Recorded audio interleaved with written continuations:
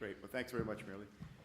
Okay, our next speaker then this afternoon is Graciela Pereira from the Center for Marketing Information Advisory Services for Fishery Products in Latin America and the Caribbean, and you're based out of Uruguay. And her topic of her presentation this afternoon is Education Platform for Post-Harvest Loss, Extension and Implementation of Technology in Fields in Latin America. So let's welcome our speaker.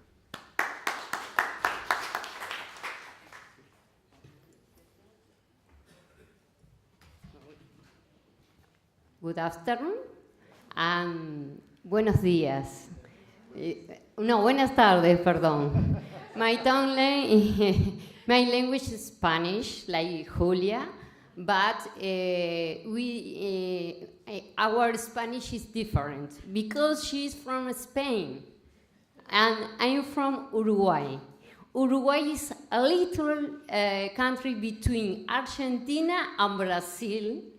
Perhaps the man who likes soccer knows the player of Barcelona, Suarez, the player who beat the Italian guy. He is from my country. Okay? I'm from this country. Okay. Well, I'm going to talk about post-harvest losses in fisheries. That can be among the highest for all the commodities in the all food production system.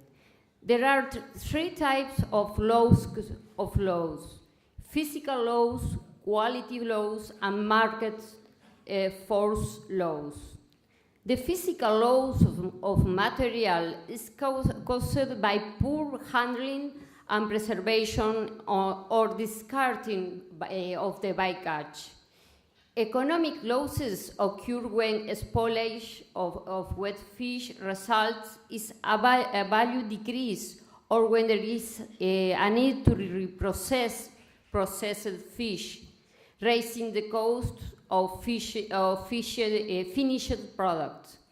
In addition, inadequate handling and processing methods can reduce nutrients, leading to nutritional loss. Similarly, the lowering of large quantities of fish catches into animal feeds can be considered under certain conditions as a loss for human food security. That's when we talk about fish meal, harina de pescado. That's high technology. Second? Yeah. Well, the summary, I will talk about 4 points quickly. Introduction about my organization, Infopesca. 2, post-harvest losses in artisanal fisheries in Latin America. How much, where, how, and why. 3, what can be done, understand losses, raise awareness, reduce losses. 4, lessons learned from 20 years of field experience. I am working in this institution, an intergovernmental institutional, from 20 years. Well, this is Latin America. No tiene, sí, tiene. This is my country, Uruguay. This is Brazil, Argentina. Okay.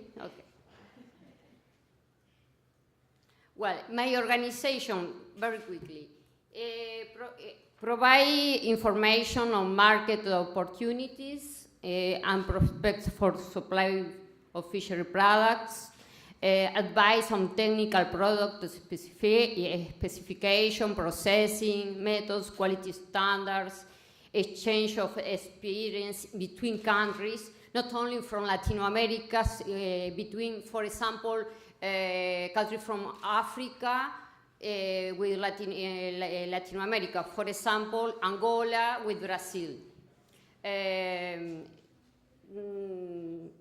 Develop market opportunities, execution of national and regional fish market research and information activities, and train member state officials. Well, the second point, the fish losses, are who affected mainly artisanal fisheries because of the high vulnerability. How much inequality from 10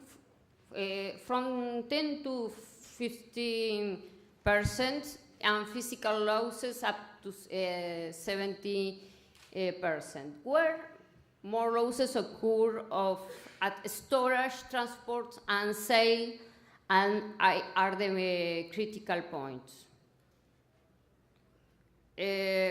Why? Infrastructure and technology gaps, access to production inputs, lack of ice, for example, lack of knowledge, or poor hygiene, and handling practice market dynamics. Critical points from all the chain, from the net, the long time they setting the net. I don't know if you can see there a high amount of fish without ice. And in some countries, like for example Brazil, in the north of Brazil, there is around 38 degrees. So you need ice. No, acá. Second. Well, you can see the conditions of the dog.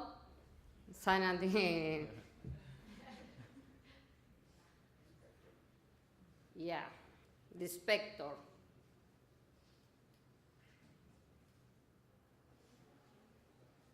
Poor catching techniques.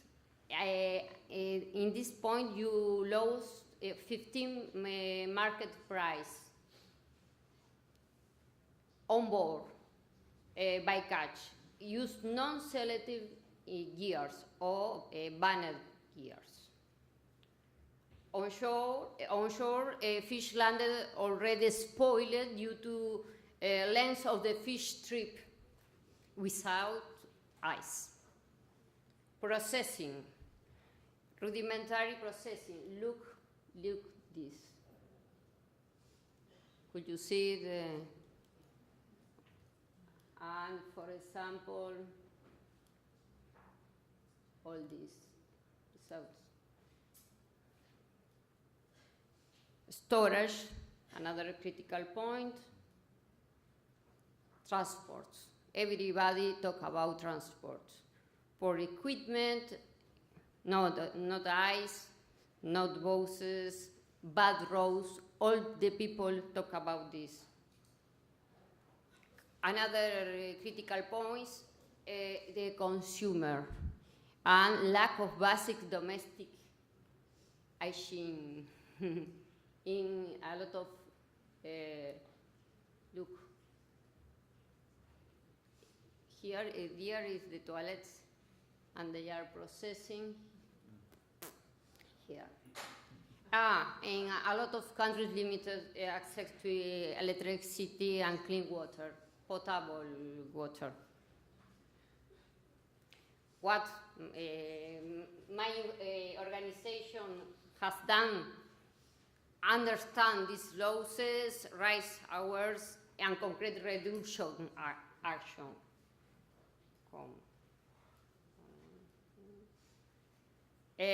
We train people in good handling practice and for harvest loss reduction and safe consumption. Latin America is a country that exports fish to three main markets: European Union, Japan, and United States.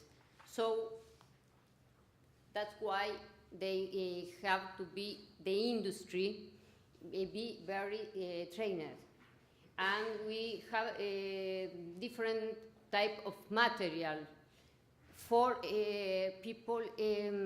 Most of the people can read in Latin America, but how they said, Julia told, there are some population like in Nicaragua called mosquitoes that they don't read, and you have to give the material with animations,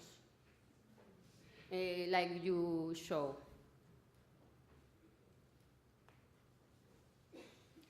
This is type of the training, technology, processing, value addition and marketing, and the role of the woman. That's very important in all. Here, they learn.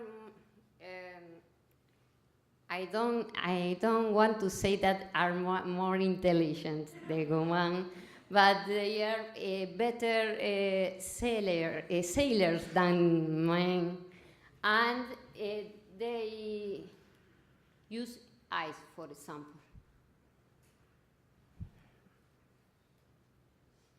Well, we do training course with authority and with supermarkets. It's very, very important for reduce post harvest losses, the interaction, the connection of the industry with the government. Because the industry wants some, for example, some quantity of fish and some quality. And the authorities ask to the industry to have these conditions. Okay. Well, the lesson learned and the last 5. Seasonality of losses. They need regular assessments and monitoring. Value chain need to look at all critical points from the net to the plate. Influence of market dynamics on causing losses. Spontaneous adoption of best practice happens only when financial benefits and profitability is proven. Now is the importance of the consumer education. That is for the health reasons.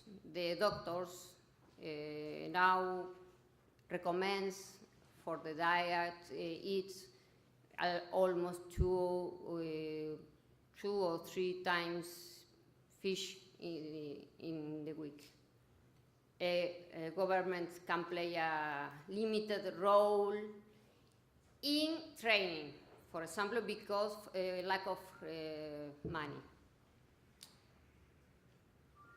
And it's needed to maximize the involvement of the private sector actors as catalysts of adoption process. This is that I said that is very important, the private sector and the government, but it's very difficult. So they call organizations like FAO or Infopesca or others to ask for training or for all this type of problems. Thank you. That is all.